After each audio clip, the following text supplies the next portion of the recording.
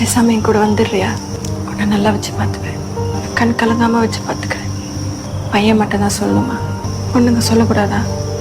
என்னை புரிஞ்சுக்க ஒருத்தன் இந்த உலகத்தில் எங்கேயோ இருப்பான். ஆனால் உன்னை புரிஞ்சுக்கிட்ட ஒரே பொண்ணு நானாக தான்